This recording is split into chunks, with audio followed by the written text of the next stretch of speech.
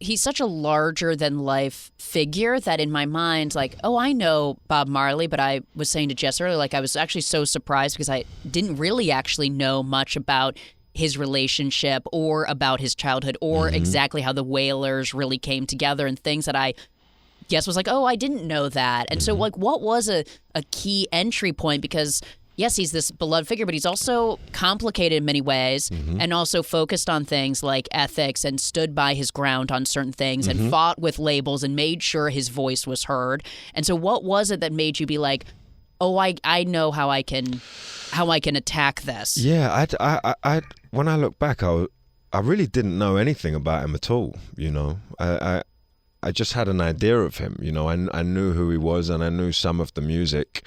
So I really, those first couple of months after I got through the books and, you know, spent time with the family, I was like, I'm learning everything for the first time about him.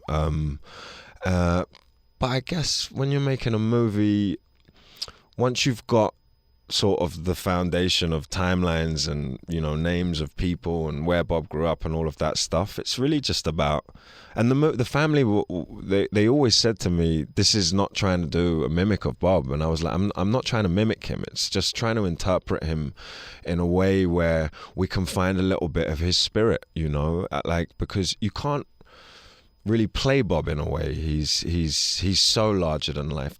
There's a handful of like real life characters who I think are almost unplayable.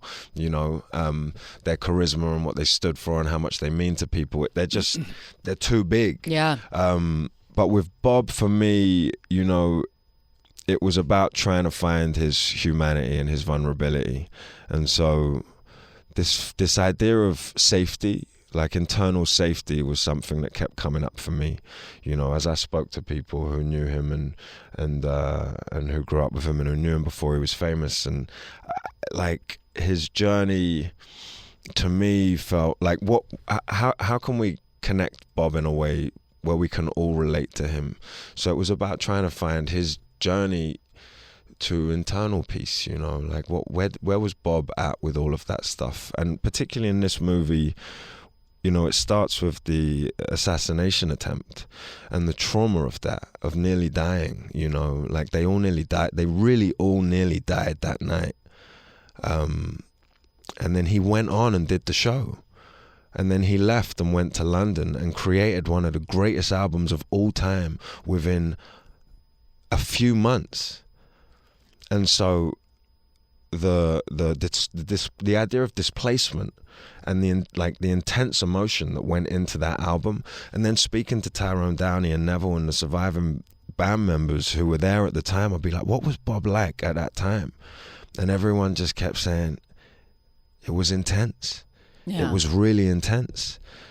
And I was, in my mind, I was like, well, of course it was, because there's a trauma that's just happened, and you know, they're trying to process it in their own way, and they didn't have therapists. I don't think they did, you know, back then. So they found safety and community in music, spirituality, and football.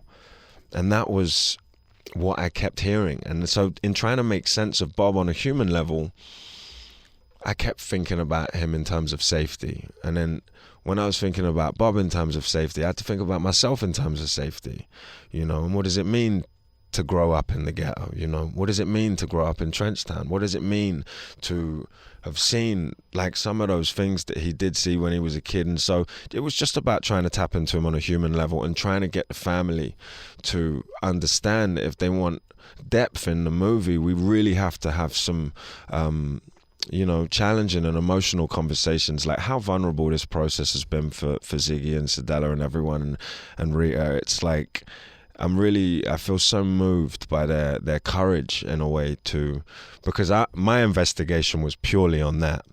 Bob as a human, not Bob as a legend or as an icon or as an idea, but Bob as a human. What was his experience as a child, and what was he going through at that time? I mean, he's like, he must have had the world on his shoulders, but his public persona had to stay strong, you know. And I feel with any character, it's about, for me, you know, it's only interesting trying to make a character relatable is trying to find their humanity. It was the same thing with Malcolm. It's the same thing with Gravik. It's the same thing with Ken. It's the same thing with every character.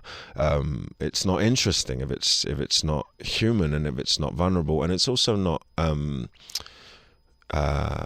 not doing my job if I'm not doing that. And so yeah, spending 2 years thinking about Bob in that way has just been such a beautiful thing, and to get to explore him and get to know him really with his family and with his friends. The movie to me feels like a kind of tribute and a love letter from them to their father, you know, and to say like, we see you, Dad, you know, and we know what you went through.